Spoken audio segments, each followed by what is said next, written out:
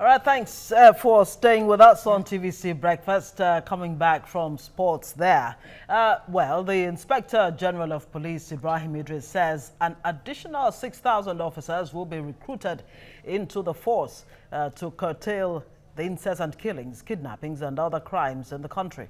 The Inspector General of Police made the announcement in Gusau after his visit to the community in Zamfara state, where about 39 people were killed recently by suspected armed bandits. Now, he said the perpetrators would be brought to justice. The government is doing its best. The security agencies are supporting them to ensure that we have peace and security all over the country. The government has approved to recruit 6,000 junior officers into the Nigerian police force, and we believe with this, the upping of this recruitment, we are going to gradually address this issue of shortage of police officers all over the country. We are going to deploy additional 3 mobile police units to this state, and we are still going to conduct investigation to the happening of the recent happening. I'm going to set up a committee. They are going to come here next Monday to conduct investigation into this incident. All right. Yes. Joining us via Skype is a security expert on our home. Good morning to you, and thank you for joining us on the show. Good morning, madam. All right, let's start off before we go into the Zamfara situation. The Inspector General of Police announced that about 6,000 junior police officers would be recruited to join the force. That Nigerians should rest well and they would be able to sleep well at night, that they shouldn't be afraid. Now, adding that to the already depleted number of police officers guarding the nation, when you exclude over 150,000 guiding VIPs, are those police officers enough to protect us? I'm afraid that number is a little bit paltry, because we are famously under-policed in this country. We have right now a force of 350 million, policing a population of well over 200 million, a force of 350,000 policing. Yes. I'm sorry about that. Policing yes. Over 200 million persons, and that is grossly inadequate. Now, what we should be closer to about the 800,000-900,000 number, but here we are. We have a very small number of police personnel, and that perhaps also is exacerbated by the fact that a lot of that police personnel is engaged in police orderly duties and perhaps even in escort duties. So coming in with just 6,000 personnel at this time is really grossly inadequate. I think that's the language, grossly inadequate. Now, we have started a program before where they wanted to recruit 10,000 personnel, and we don't know how that went because that got marred in some controversy. Now, the IG's 6,000 announced in Gusau, they have advertised it in the papers, but now there's also another controversy that the Police Service Commission is saying that this proposal wasn't properly brought forward. That means the procedure for recruitment wasn't properly followed. That the PSC is supposed to do the hiring, not the police agency directly. And so what I really worry about is who is caring about Nigerians who are being killed, who are being slaughtered. I don't think we really want to worry so much, because if the president has given approval for 6,000 police personnel to be hired, I think whoever has the authority to do so should do so expeditiously and now go for another set of hiring, because right now we are grossly under-policed, and that is part of the reason you are seeing all these killings all over the country. And we have too many ungoverned spaces because we are under-policed. Absolutely. And against this background that you've just painted for us, grossly inadequate police force, an additional 6,000, that is paltry, according to you. It almost seems like it's a knee-jerk reaction on the part of the security agencies, including the police, of course, and the military, in terms of deploying security operatives to different places where security challenges erupt here and there, Zamfara, Benue, and the rest of it. What are the more far-reaching solutions that can be put in place beyond this, deployments here and there for a police force that's barely 350,000 anyway? Indeed. Thank you very much, Madam Gozi. Now, the problem here is that, first of all, the president had promised sometime last year that there will be, or he had ordered, actually, that a brigade should be established in Zamfara. Now, that is still being processed as of now. It hasn't been implemented yet. Now, they were going to move some military elements from the new division they created in Sokoto to come into Zamfara. That's created a division out in Gusau, so that that division will address these kinds of extant security threats, where you have well-armed militia coming in and taking over and burning down whole communities. Because that is in fact a security situation that goes beyond the capability of the police agency to handle. So you need the military there. Now, because this is a militia, so it's not a detective situation, it's not a crime prevention situation. This is a breakdown, whole-scale breakdown of law and order. That's why you also heard the IG saying that they're going to send in some Mopol units into that region. Yeah. But now, in terms of real far-reaching solutions to this problem, instead of this knee-jerkism that has occasioned, or that we are using now as a model for defending or protecting the lives of citizens, we need to go from a threat-based approach of law enforcement or protection of our citizens to a risk-based approach.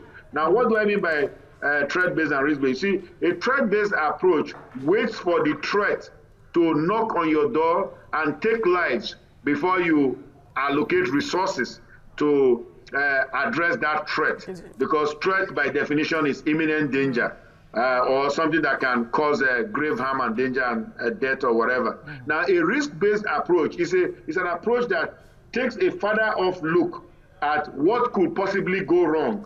And we have seen these Zamfara killings go on for so many years, at least for the past 20 years, I know, and I've been researching it. Now, so why is it that we need some medicine man to tell us that it's going to occur again? In fact, before the end of this week, it might, in fact, occur again. So that is what, right now, we're dealing with the threat rather than the risk. Now, when you can foretell, when you look at the elements, you look at the vulnerabilities, you look at the extant threats, you look at the probability of these events occurring, you can now develop what we call a risk profile for that event, and then now know how to put resources together. So it is not now that people have been killed, 41 killed in Birara, there, that you now say, okay, I'm going to send some more Mopol. I mean, you should have anticipated this, but be that as it may, we want to really put more resources and value Nigerian lives more, because these killings ultimately devalue Nigerian lives, and that's my problem. In essence, they should be more proactive instead of being reactive. Of course, the IGP months back last year talked about the amount needed to reform the Nigeria police, but does it seem to you that maybe some of the officers don't just care about the welfare? If you think about the statement of the Emir of Zurumi, who said that he informed the director of DSS there about impending attack, that in fact he told them where the bandits are located. They know that they are in Kagara, but they've done nothing up until they did nothing up until the attack. And of course, the governor said the same thing. Yes, well, that's a cause for concern. And what I would say is, what happens in that kind of a situation? First of all, that local government security chief, if it's an LG security chief, or if it's the SGS in that state, he should be suspended from work. Because here we are talking about impunity on the part of the terrorists, in this case, these cattle rustlers, they are terrorists. We are talking about impunity on their part. They can kill all these Nigerians and get away with it. But what about the incompetent Nigerian officials who also get this information and they are doing nothing about it? Now, if you punished or if you did something about those people, then other executives, other security executives will sit up. But in a situation where this will happen, we will talk about it. Now, in 2 days, they will kill some more people, maybe somewhere else, and this goes off the headline, and that man is forgotten. I mean, that's not good enough. So there should be a board of inquiry set up immediately. That gentleman should be suspended from his work immediately. and then a BOI should go in there and look into the circumstances, conduct an internal investigation, and if there is reason to dismiss or terminate or maybe reinstate the gentleman, perhaps he did everything, but maybe the problem was from elsewhere, maybe from national headquarters or from wherever else the problem could have been, then of course, you now know where to allocate blame. But a situation where the emir says, I told the local government security chief or whoever it is he told, and nobody did anything about it, should not be allowed in this country, because we are creating impunity within the security forces, and that's very unfortunate. And it makes you wonder what exactly the security forces do with the intelligence they get at the end of the day. We're reminded of the case of Taraba, where the governor raised alarm that there was impending threat to security, and it did happen within 24 hours. Now that the IG has deployed this 3 units of Mopol, how effective really would it be in ensuring or restoring peace in Zamfara and other places really where there are security situations? Thank you very much, Bram. Now, I think what will happen here is we will see more patrols. You'll see more aggressive patrols. You'll see show of force. You will see more police presence. Of course, this is a major deterrent to these kinds of bad guys. And when they see this, they kind of lay low. And it's only if they get pissed off enough, or if they have adequate resourcing to take on the security agencies, then they probably will attack. But in the short term, in Birara, in Zumi local government, things are going to calm down a little bit because of this enhanced police presence. But now, again, we're just talking about police manpower, police resources. When you allocate all these resources to Zumi, what happens in Taraba? What happens in Benue? What happens in Niger, Adamawa, and other places, flashpoints where you have these kinds of problems? That's why there must be better planning and strategic resourcing of police personnel, so that we can address the problems of crime in society. I think this is the point I should ask you, if you would support the growing calls for state police, especially now that it seems that the Nigeria police is overwhelmed. Well, I don't know if you are familiar with my views, but I'm famously against state police. I repeat, against, dead against state police. Why? Oh, thank you. I'll tell you why. Yeah. It's not going to solve any of these problems. For example, let me tell you what precipitated this last Birara crisis. The vigilantes there launched a preemptive strike on the militia.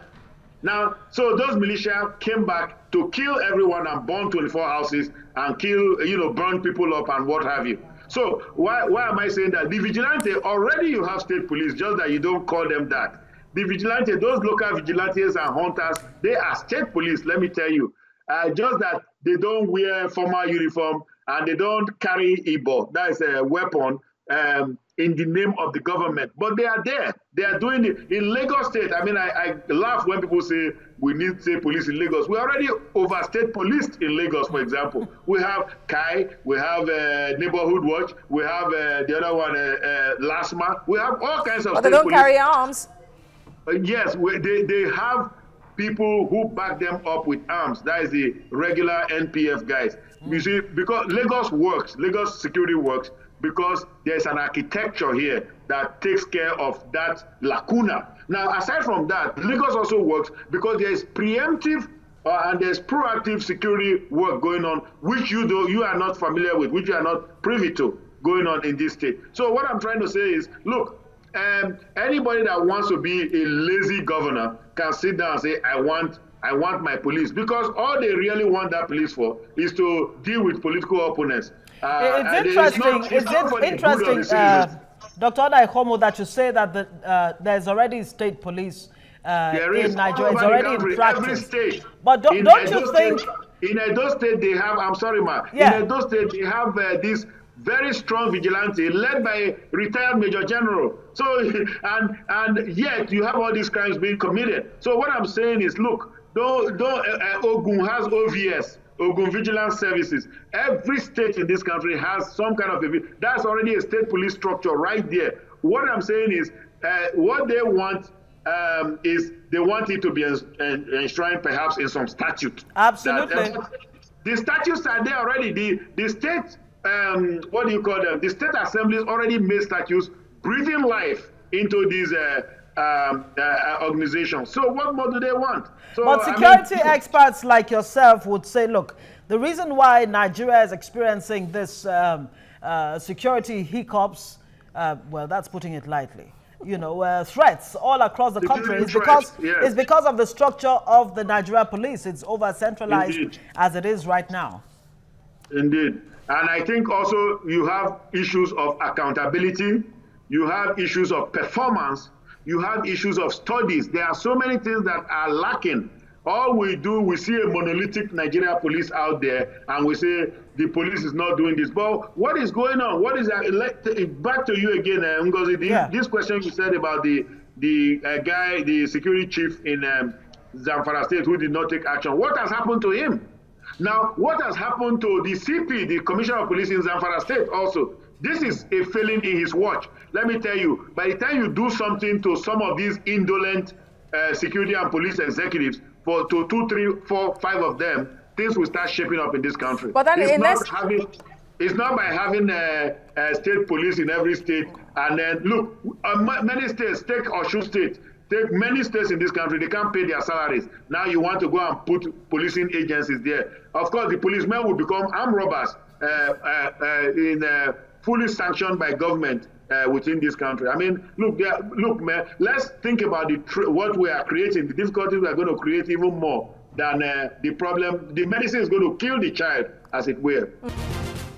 All right, thanks for staying with us. We have a security expert, Onai Homu, joining us via Skype. He's been speaking with us not only on the Zamfara security crisis. Of course, 3 Mopol units have been deployed by the IG of Police, the Inspector General, to that place. But we can't talk about Zamfara without talking about places like Benue and Nasarawa and other states where there's security crisis. Only recently, Mr. Ona Ehomu, the IG asked the CPs, the Commissioners of Police in all of these states, to ensure that they disarm non-state actors that are armed. How easy really would it be for the CPs to carry out this directive?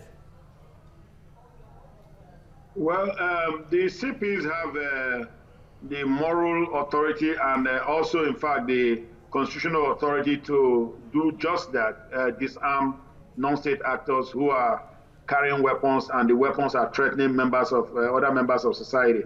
The problem is, these are not law-abiding guys. These are outlaws. It's like saying to an armed robber, just change your mind and go and deliver your weapon to the police. So it's not that easy. So how do they do it? Well, they need to have intelligence infrastructure in place. They need to gather intelligence from the local chiefs, from citizens. They need to have get some Air Force assets. If there are, areas that are contiguous, they can get some Air Force assets up there, because using their ISR facilities, the Air Force can locate bad guys, provided, of course, they don't hide their guns inside the houses or under the, dig it under the ground somewhere.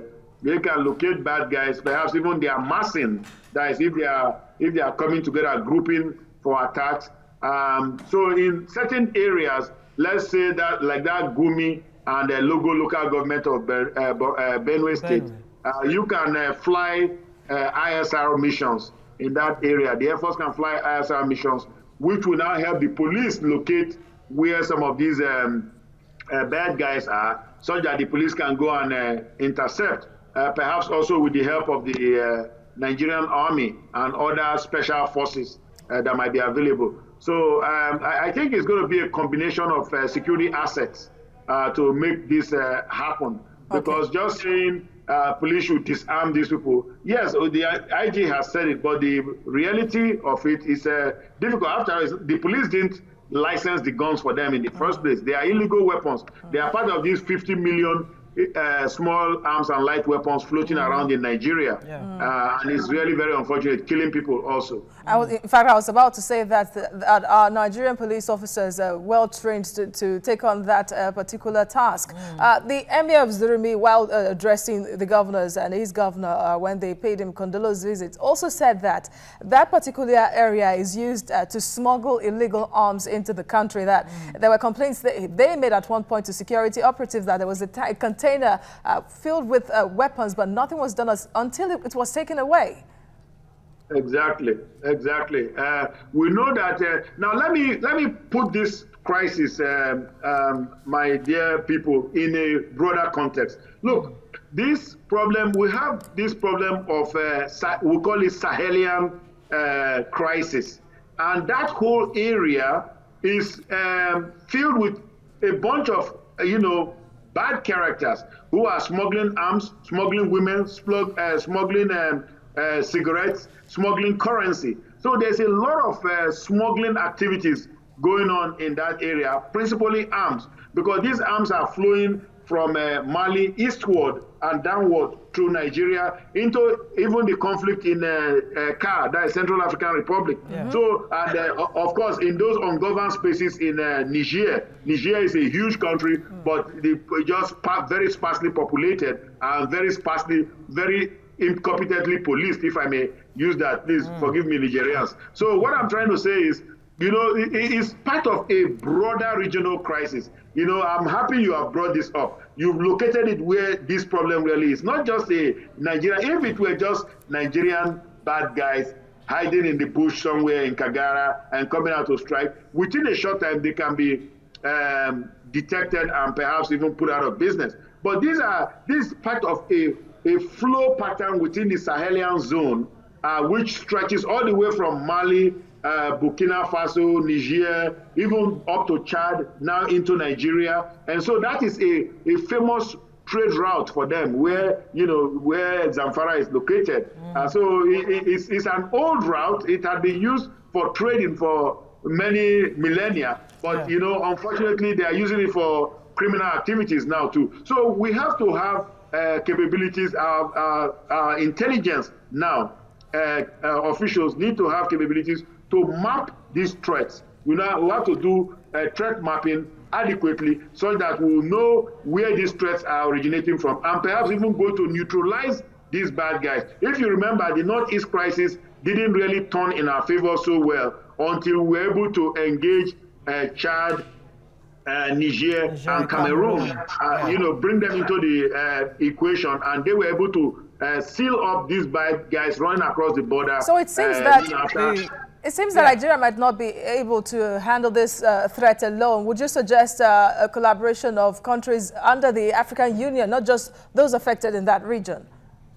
We don't even need to go to African Union. If you are saying this problem to a guy in Kenya or in South Africa, it's your problem. They don't really care too much. It's a regional, it's a West Africa, it's a Mujao. There's an organization, a terrorist organization called Mujiwa, Movement for the Unity of Jihad in West Africa. It's a Mujiwa problem, and they are running that, that criminal ring or that terrorist ring. Actually, now you remember recently the DSS came out and warned that ISWA had taken root here.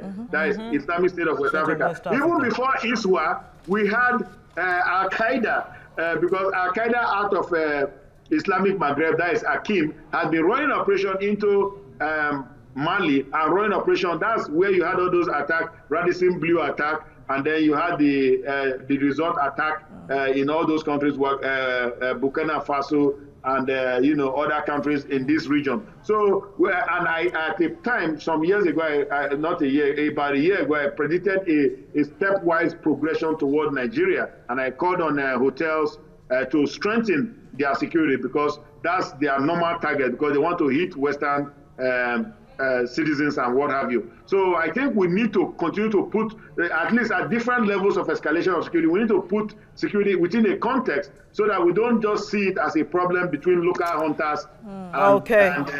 Yes. All right, Dr. Onaihomo, thank you so much. We could go on and on with you. I mean, talking about the porous borders and, of course, whether there's a need for Nigeria to review the ECOWAS treaty on free movement and all of that, that doesn't seem to be favoring the country. Thank you so much, sir, for joining us on TVC Breakfast.